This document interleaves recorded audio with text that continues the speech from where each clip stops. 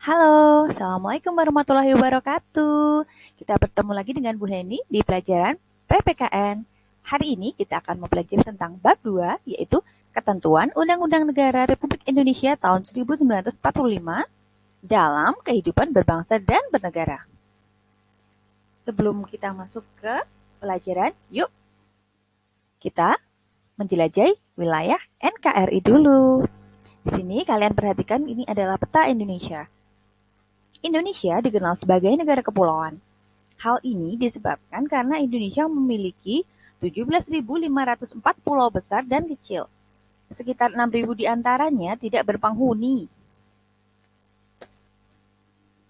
Hal itu ditegaskan dalam pasal 25A Undang-Undang Dasar Negara Republik Indonesia tahun 1945.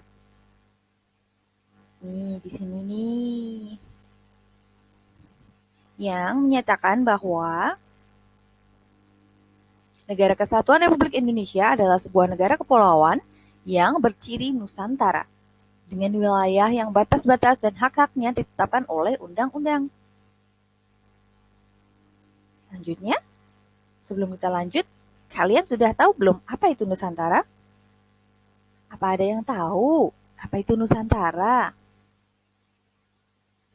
Yap, istilah Nusantara dalam ketentuan tersebut dipergunakan untuk menggambarkan kesatuan wilayah, perairan, dan gugusan-gugusan pulau Indonesia yang terletak di antara Samudra Pasifik dan Samudra Indonesia, serta di antara benua Asia dan benua Australia. Kesatuan wilayah tersebut mencangkup yang pertama adalah kesatuan politik, yang kedua kesatuan hukum, dan yang ketiga adalah kesatuan sosial budaya, dan yang keempat adalah kesatuan pertahanan dan keamanan. Berkaitan dengan wilayah negara Indonesia, pada tanggal 13 Desember 1957, Pemerintah Republik Indonesia mengeluarkan Deklarasi Juanda.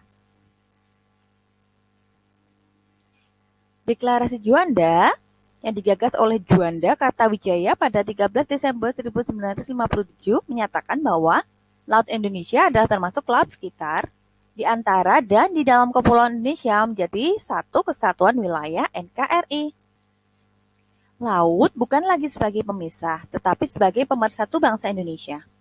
Prinsip ini kemudian ditegaskan melalui Peraturan Pemerintah Pengganti Undang-Undang atau Perpu Nomor 4/PRP/1960 tentang Perairan Indonesia. Berdasarkan hasil Deklarasi Juanda, Republik Indonesia menganut konsep negara kepulauan yang berciri Nusantara atau Archipelagic State. Konsep itu kemudian diakui dalam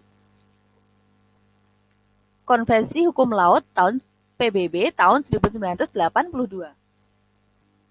yang ditandatangani di Montego Bay, Jamaika tahun 1982.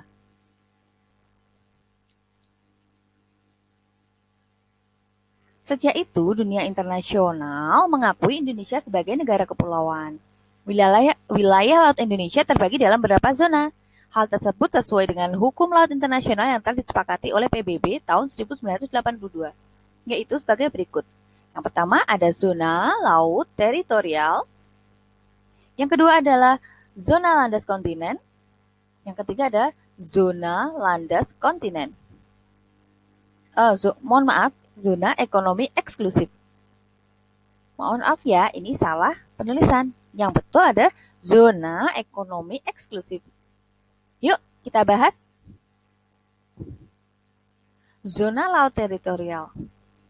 Batas laut teritorial adalah garis khayal yang berjarak 12 mil laut dari garis dasar ke arah laut lepas. Jika ada dua negara atau lebih menguasai suatu lautan, sedangkan lebar lautan itu kurang dari 24 mil laut, maka garis teritorial ditarik sama jauh dari garis masing-masing negara tersebut. Laut yang terletak antara garis dan garis batas teritorial disebut laut teritorial. Sebuah negara mempunyai hak kedaulatan sepenuhnya sampai batas laut teritorial. Laut yang terletak di sebelah dalam garis dasar laut disebut laut internal atau perairan laut dalam, atau bisa disebut juga dengan laut Nusantara. Bisa kalian catat ya. Selanjutnya adalah zona landas kontinen. Landas kontinen adalah dasar laut yang secara geologis maupun morfologi merupakan lanjutan dari sebuah kontinen atau benua. Kedalaman lautnya kurang dari 150 meter. Indonesia terletak pada dua buah landasan kontinen, yaitu landasan kontinen Asia dan landasan kontinen Australia. Adapun batas landas kontinen tersebut diukur dari garis dasar, yaitu paling jauh 200 mil laut.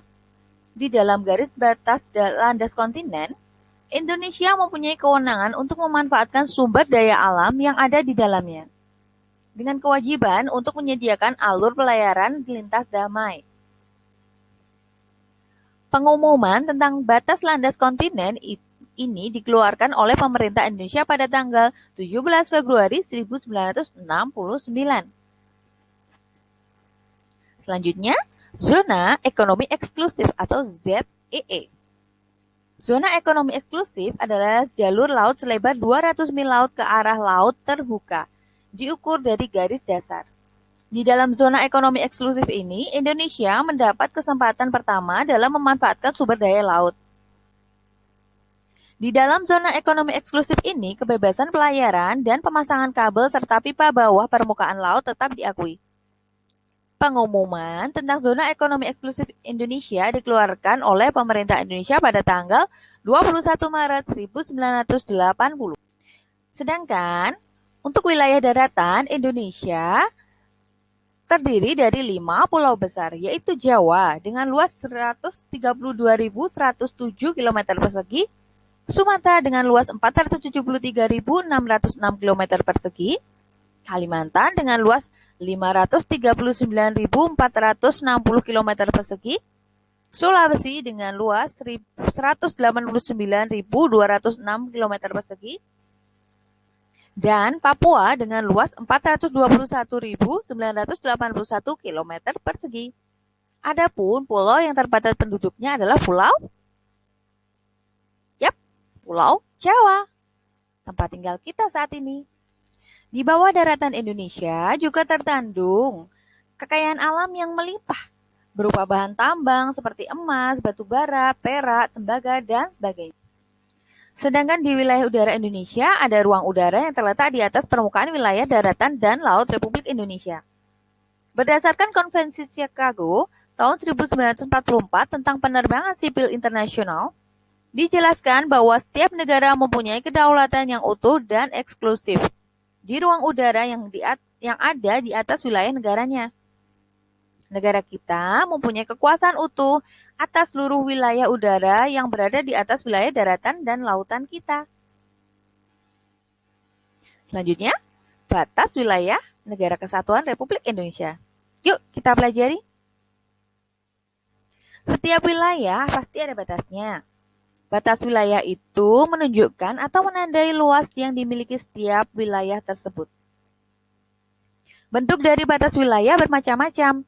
Ada yang dibatasi oleh sungai, laut, hutan, atau juga hanya berupa tugu perbatasan apabila wilayah tersebut berbatasan langsung dengan wilayah lainnya. Indonesia memiliki batas-batas tertentu untuk wilayahnya. Perbatasan wilayah laut Indonesia berhubungan dengan 10 negara. Sedangkan perbatasan wilayah darat Indonesia hanya berhubungan dengan 3 negara. Berikut batas-batas wilayah Indonesia di sebelah utara, barat, timur, dan selatan. Yang pertama, sebelah utara.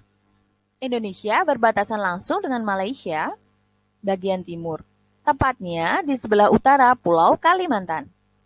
Sedangkan wilayah laut Indonesia sebelah utara berbatasan langsung dengan laut 5 negara, yaitu Malaysia, Singapura, Thailand, Filipina, Vietnam. Selanjutnya, sebelah barat. Indonesia berbatasan langsung dengan Samudra Hindia dan perairan negara India. 2 pulau yang menandai perbatasan Indonesia dan India adalah Pulau Ronde di Aceh dan juga Pulau Nicobar di India. Sebelah timur, wilayah Indonesia Timur berbatasan langsung dengan daratan Papua Nugini dan perairan Samudra Pasifik.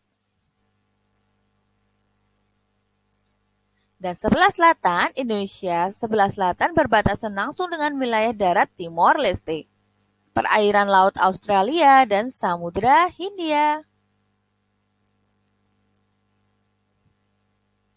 Kita bahas tentang kekuasaan negara atas kekayaan alam yang terkandung dalam wilayah NKRI. Semuanya terkandung pada pasal 3 ayat 2 dan 3 Undang-Undang Dasar Negara Republik Indonesia tahun 1945. Dalam ayat 2 menyatakan bahwa cabang-cabang produksi yang penting bagi negara dan yang menguasai hajat hidup orang banyak dikuasai oleh negara.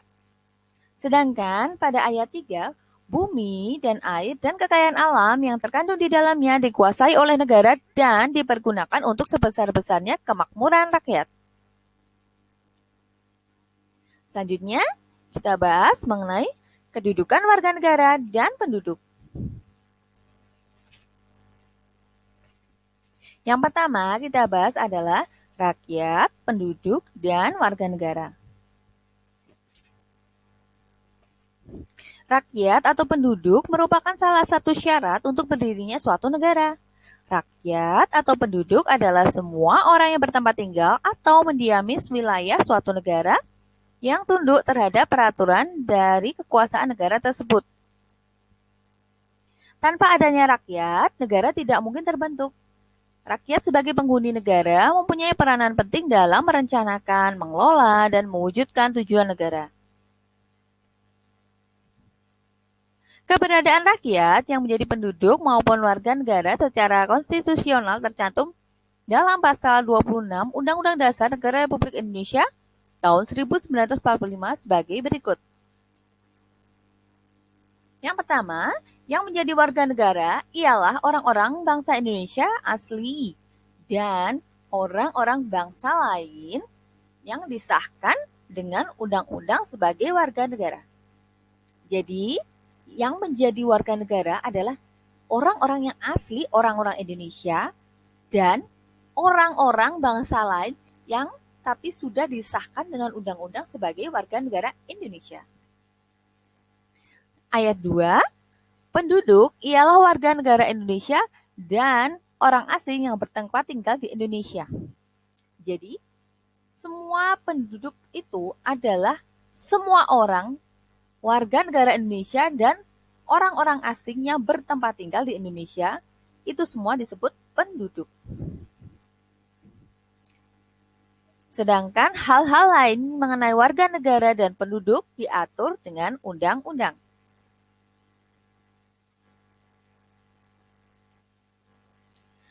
Adapun kewarganegaraan Republik Indonesia diatur dalam Undang-Undang Nomor 12 Tahun 2006 tentang Kewarganegaraan Republik Indonesia. Menurut undang-undang ini, orang yang menjadi warga negara Indonesia adalah, bisa kalian catat ya, A. Setiap orang yang sebelum berlakunya undang-undang tersebut telah menjadi WNI. B. Anak yang lahir dari perkawinan yang sah dari ayah dan ibu warga negara Indonesia. C. Anak yang lahir dari perkawinan yang sah dari seorang ayah WNI dan ibu warga negara asing ataupun sebaliknya. Yang D. Anak yang lahir dari perkawinan yang sah dari seorang ibu WNI dan ayah yang tidak memiliki kewarganegaraan atau hukum negara asal sang ayah tidak memberikan kewarganegaraan kepada anak tersebut. Yang E. Anak yang lahir dalam tenggang waktu 300 hari setelah ayahnya meninggal dunia dari perkawinan yang sah dan ayah itu seorang WNI atau warga negara Indonesia. Yang F. Anak yang lahir di luar perkawinan yang sah dari ibu warga negara Indonesia. Selanjutnya, anak yang lahir di luar perkawinan yang sah dari ibu warga negara asing yang diakui oleh seorang ayah warga negara Indonesia sebagai anaknya. Dan pengakuan itu dilakukan sebelum anak tersebut berusia 18 tahun atau belum kawin. Apakah setiap penduduk adalah warga negara Indonesia? Jawabannya tentu saja tidak. Istilah penduduk lebih luas cakupannya daripada warga negara Indonesia. Pasal 26 ayat 2 Undang-Undang Dasar 1945 menegaskan bahwa penduduk ialah warga negara Indonesia dan warga negara asing yang bertempat tinggal di Indonesia. Dengan demikian, semua orang yang tinggal di Indonesia termasuk orang asing adalah penduduk Indonesia, tapi belum tentu dia warga negara Indonesia. Kalian ngerti? Kalian paham? Jadi, semua orang, baik itu warga negara Indonesia ataupun warga negara asing yang bertempat tinggal, yang tinggal di Indonesia, itu bisa disebut dengan penduduk. Tapi, baik mereka penduduk, mereka belum tentu bisa disebut sebagai warga negara Indonesia. Kenapa? Karena ada ketentuannya menjadi warga negara Indonesia. Kalian pasti sudah mendengarkan kan penjelasan Ibu tadi sebelumnya? Selanjutnya, azas-azas kewarganegaraan Indonesia. Azas kewarganegaraan, adalah dasar berpikir dalam menentukan masuk tidaknya seseorang dalam golongan warga negara dari suatu negara tertentu. Ada dua azas kewarganegaraan. Yang pertama adalah ius sanguinis atau berdasarkan keturunan. Yang kedua adalah ius soli atau berdasarkan tempat kelahiran. Mari Ibu jelaskan ya. Ius sanguinis atau berdasarkan keturunan.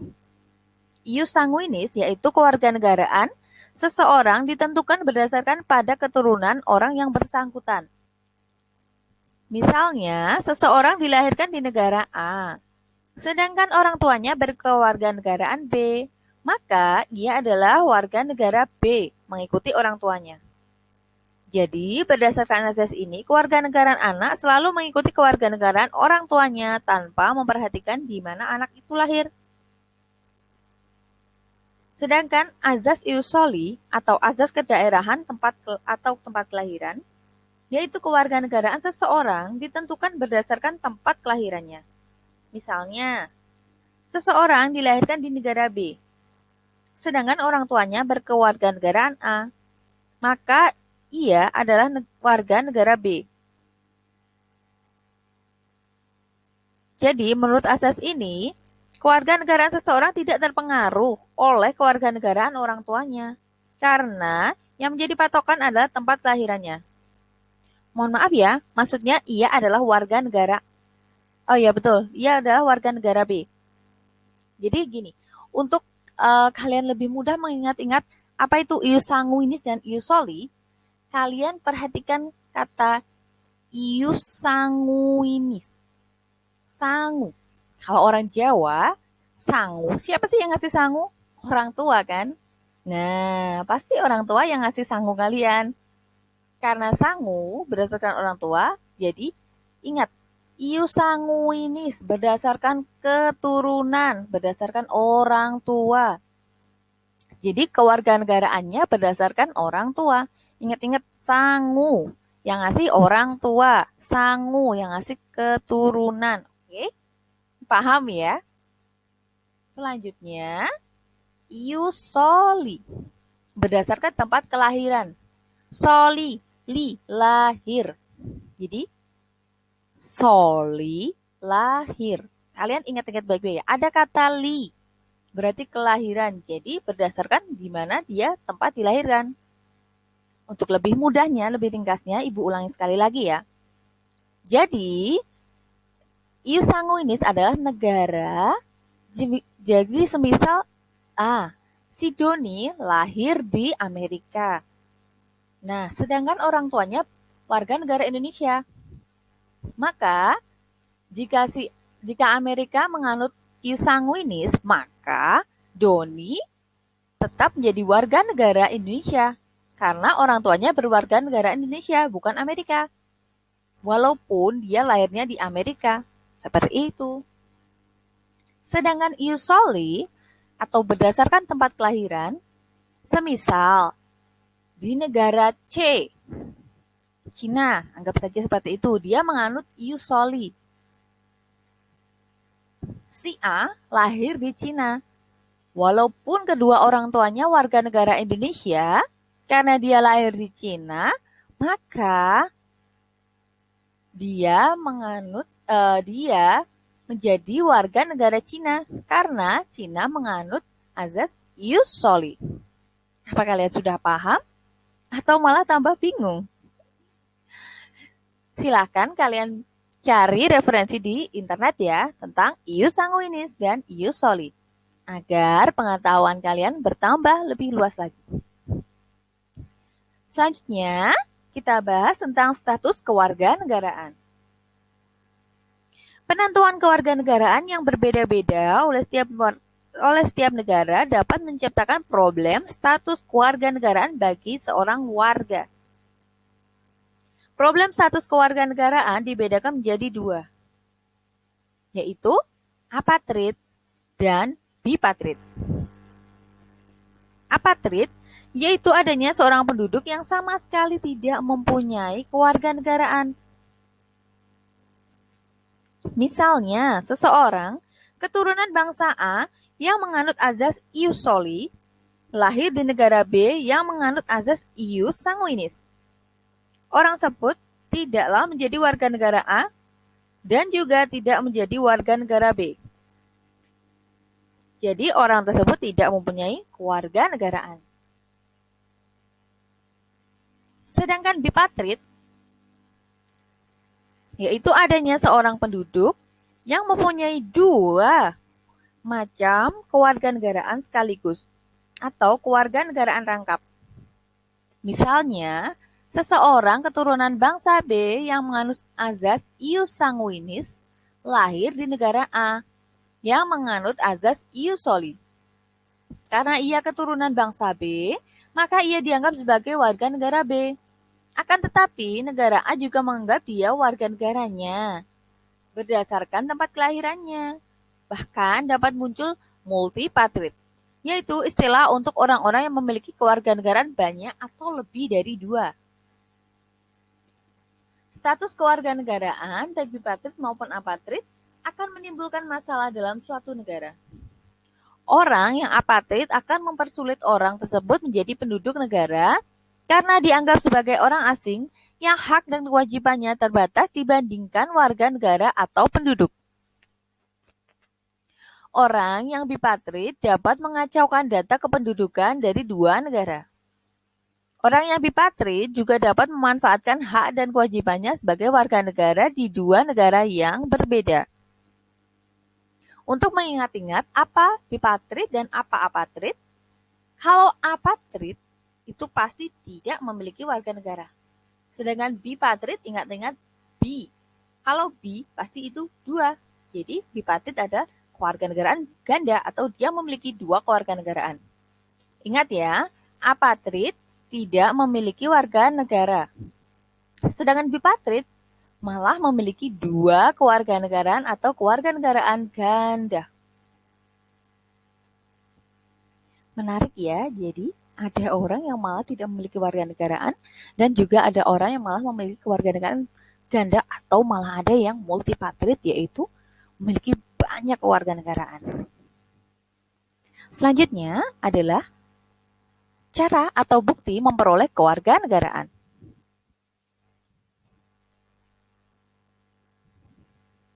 Berkaitan dengan asas kewarganegaraan, maka dalam suatu negara terdapat dua sel-sel kewarganegaraan, yaitu sel-sel aktif dan sel-sel pasif.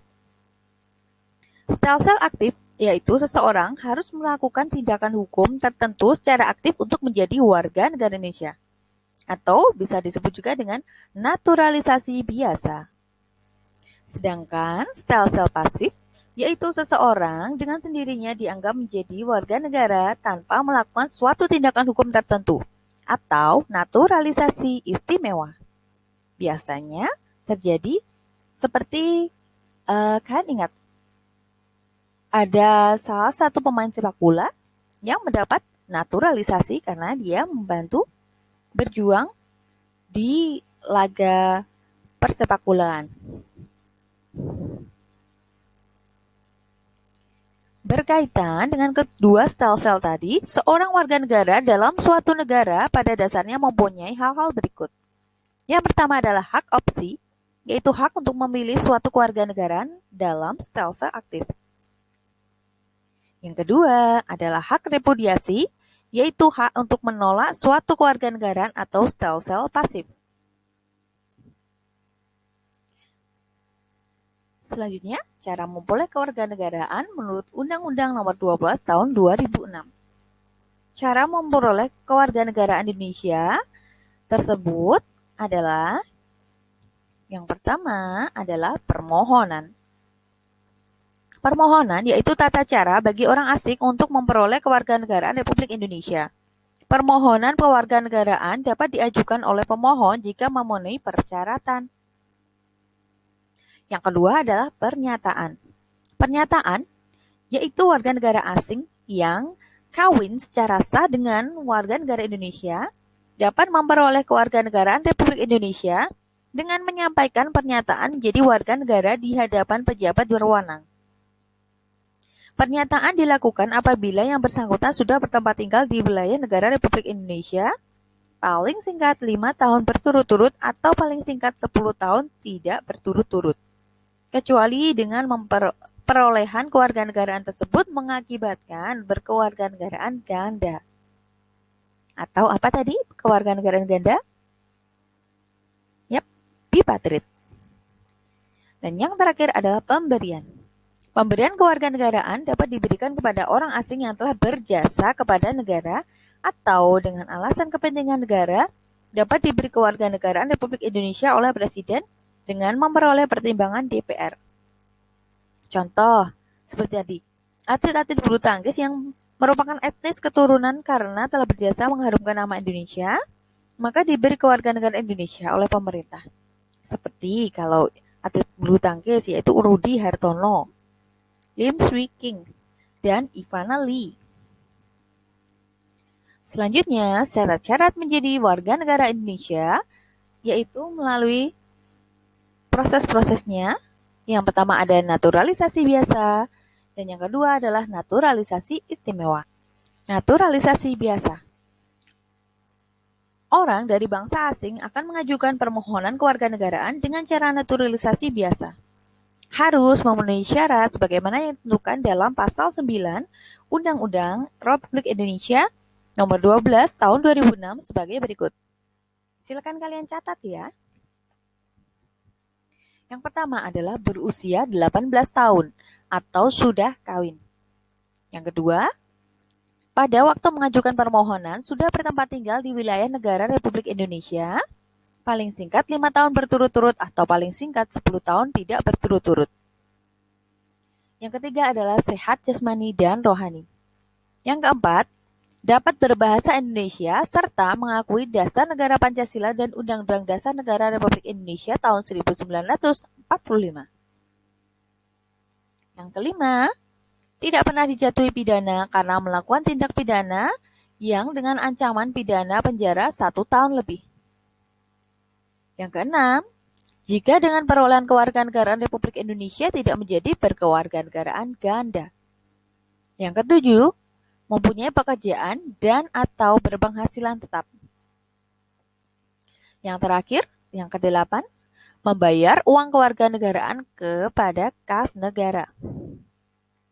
Sedangkan naturalisasi istimewa diberikan sesuai dengan ketentuan Pasal 20 Undang-Undang Republik Indonesia Nomor 12 Tahun 2006.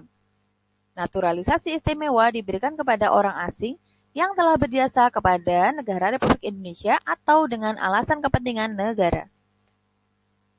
Setelah memperoleh pertimbangan DPR Republik Indonesia, naturalisasi istimewa batal jika diberikan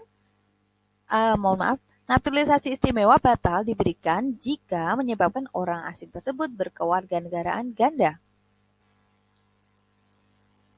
Selanjutnya, penyebab hilangnya kewarganegaraan. Menurut Undang-Undang Republik Indonesia Nomor 12 Tahun 2006, seorang warga negara Indonesia dapat kehilangan kewarganegaraannya juga. jika yang bersangkutan melakukan hal-hal sebagai berikut. Silakan kalian catat. Yang pertama, memperoleh kewarganegaraan lain atas kemauannya sendiri. Yang kedua, tidak menolak atau tidak melepaskan kewarganegaraan lain. Yang ketiga, dinyatakan hilang kewarganegaraannya oleh presiden atas kemauannya sendiri dengan ketentuan telah berusia 18 tahun dan bertempat tinggal di luar negeri. Yang keempat, masuk ke dalam dinas tentara asing tanpa disertai izin dari presiden. Yang kelima adalah masuk dalam dinas negara asing atas kemauan sendiri, yang mana jabatan dalam dinas tersebut di Indonesia hanya dapat dijabat oleh WNI.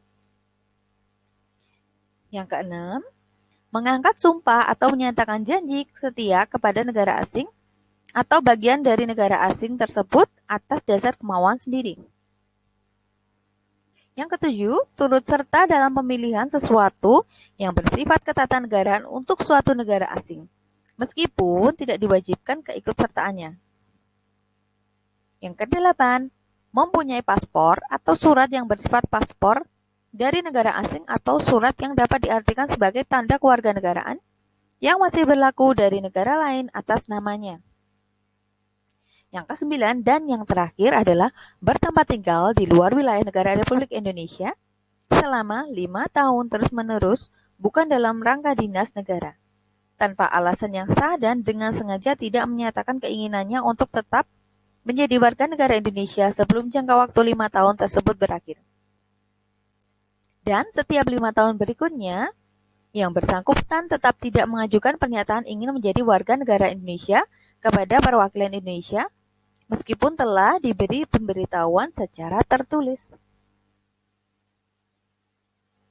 Bagaimana? Kalian sudah paham semua materi yang sudah Ibu jelaskan? Jangan lupa untuk dirangkum ya. Terima kasih dan sampai jumpa di pertemuan berikutnya. Wassalamualaikum warahmatullahi wabarakatuh.